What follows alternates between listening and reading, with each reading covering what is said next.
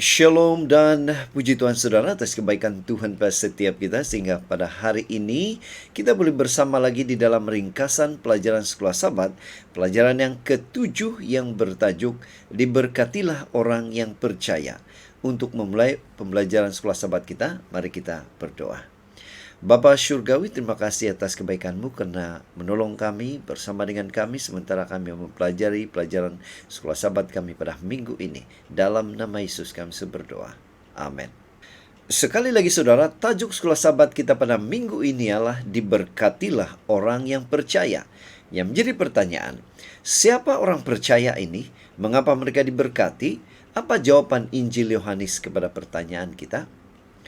Saudara, di screen kita, di screen Anda adalah ayat-ayat Alkitab yang ada baiknya kita baca untuk membantu kita dalam mempelajari dan memahami pelajaran pada minggu ini. Ayat hafalan terdapat dalam Yohanes 20:29 versi Borneo mengatakan, Yesus berkata kepadanya, Thomas, oleh sebab kamu telah melihatku, maka kamu percaya. Diberkatilah orang yang percaya walaupun tidak melihatku. Pendahuluan Sekolah Sabat. Yohanes menyebut banyak kesaksian oleh orang yang percaya kepada Yesus. Ada orang percaya tanpa ragu-ragu, yang lain dengan keraguan. Ada orang yang percaya tetapi teragak-agak dan bertindak bertentangan dengan keyakinan mereka sendiri. Ada juga yang percaya tanpa melihat. Siapakah di antara beberapa orang ini? Dan mengapakah mereka bersaksi seperti yang mereka lakukan tentang identiti Yesus? Apa hubung kait orang-orang ini kepada umat percaya di abad ke-21 ini? Untuk mempelajari pelajaran kita pada minggu ini saudara, kita akan membagikan kepada 5 bagian atau topik seperti yang tertera di screen Anda. Kita masuk di topik yang pertama, tajuk yang pertama, yaitu merujuk kembali kepada Abraham. Nah, yang menjadi pertanyaan, bagaimana kisah Abraham itu yang ada di Perjanjian Lama menyatakan kesaksian tentang Yesus di Perjanjian Baru? Nah, Yohanes 8 ayat 56 mengatakan, Bapa kamu Abraham bersukacita karena akan melihat masa kedatanganku. Dia sudah melihatnya dan dia bergembira. Nah, apakah yang Yesus maksudkan dengan ungkapan melihat masa kedatanganku dalam Yohanes 8 ayat 56? Abraham diberi janji yang indah, dan melalui keturunanmu semua bangsa di bumi akan diberkati. Abraham sadar bahwa janji yang diberikan kepadanya dalam Kejadian 22 ayat 18 tidak hanya merujuk kepada keturunannya yang banyak. Ia juga merujuk kepada benih yang dijanjikan kepada Hawa, yaitu kepada juru selamat dunia. Kejadian 3 ayat 15. Nah, tanpa disadarinya, Ishak melambangkan Yesus yang mendaki gunung membawa kayu di mana dia akan dikorbankan. Kejadian 22 ayat 6. Hanya apabila dia dihentikan daripada mengorbankan anaknya dan yang akhirnya digantikan dengan seekor domba jantan, maka barulah Abraham memahami misi juru selamat. Kejadian 22.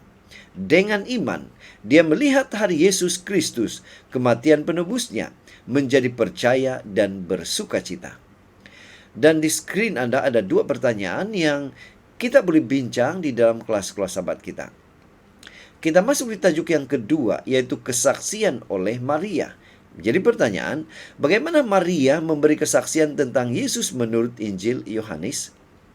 Yohanes 12 ayat 3 mengatakan, kemudian Maria datang dan membawa kira-kira setengah liter minyak wangi yang mahal harganya.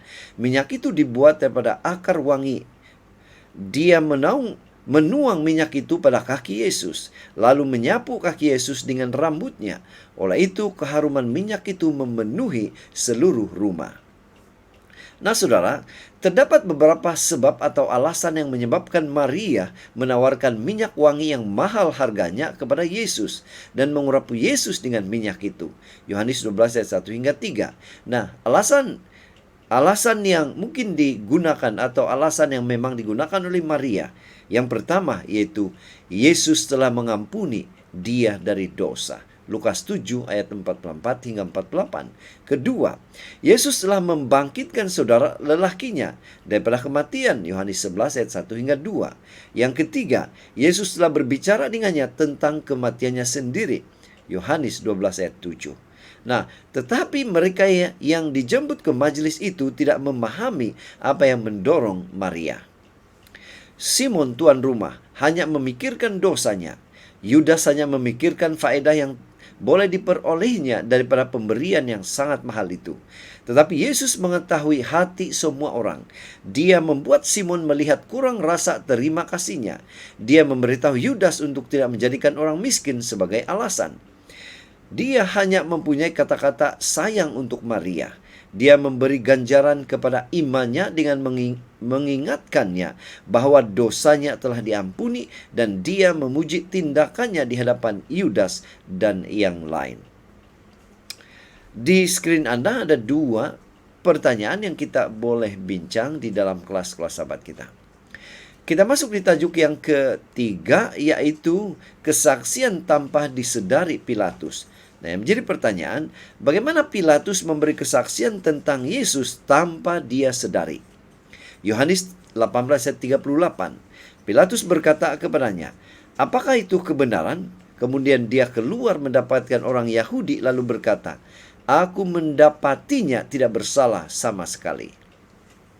Selepas mendengar Yesus berbicara tentang kebenaran, Pilatus yakin bahwa dia tidak bersalah atau Yesus tidak bersalah.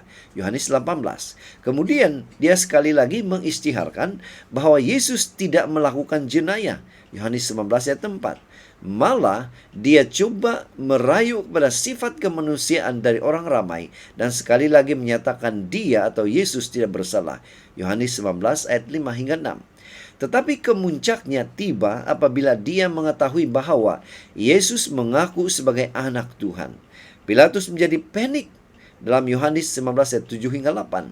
Semasa dia bercakap dengan Yesus, dia menjadi yakin pada realiti dakwaan itu. Yohanes 19 ayat 9 hingga 11. Nah, jika Yesus itu benar seperti yang dia katakan, dia harus membuat pilihan, percaya kepadanya dan bebaskan dia, atau menolong dia dan membiarkan dia mati. Tekanan dari orang ramai itu lebih kuat daripada keyakinannya sendiri. Dia percaya tetapi dia mengalah pada tekanan. Dia telah kehilangan hidupnya yang kekal karena mengekalkan kuasanya. Adakah Anda menafikan iman Anda demi menyenangkan orang di sekeliling Anda? Saudara, di screen Anda ada 2 pertanyaan yang kita boleh bahas, bincang, yang berkaitan dengan tajuk sebentar tadi. Kita masuk di tajuk yang keempat, yaitu kesaksian oleh Thomas. Yang menjadi pertanyaan, bagaimana Thomas memberi kesaksian tentang Yesus sebagai Mesias atau Tuhan? Yohanes 20 ayat 27 mengatakan, setelah itu dia berkata kepada Thomas, "Hulurkanlah jarimu di sini dan lihatlah tanganku. Hulurkan tanganmu dan masukkannya ke dalam rusukku. Jangan ragu-ragu lagi, percayalah." Thomas tidak hadir ketika Yesus menampakkan diri di bilik atau selepas kebangkitannya. Walaupun para rasul dan saksi lain meyakinkannya bahwa mereka telah melihat Yesus yang telah dibangkitkan, Thomas tidak mempercayai mereka. Daripada menerima kesaksian mereka, dia menetapkan syarat-syaratnya sendiri untuk percaya. Yohanes 20 ayat 25. Katanya, dia hanya akan percaya apabila menyentuh luka pada Yesus. Walaupun 3,5 tahun yang dihabiskan bersama Yesus, Thomas nampaknya tidak mempunyai bukti yang cukup untuk mempercayai kebangkitannya. Walaupun dia tidak percaya, Yesus memberinya bukti baru dengan tampil di hadapannya, menjawab keraguan yang dia nyatakan, dan mengundang dia untuk percaya. Walaupun dengan semua bukti yang Tuhan berikan kepada kita untuk percaya, sentiasa ada ruang untuk keraguan. Adalah menjadi pilihan kita untuk menerima bukti itu dan percaya kepadanya. Pena Inspirasi juga menjelaskan, dalam perlakuannya terhadap Thomas, Yesus memberikan pelajaran bagi para pengikutnya. Teladannya menunjukkan bagaimana kita harus memperlakukan orang yang lemah imannya dan yang membuat keraguan mereka menonjol. Yesus tidak menenggelamkan Thomas dengan celaan dan dia juga tidak terlibat di dalam pertikaian dengannya. Dia menampakkan diri kepada orang yang ragu-ragu.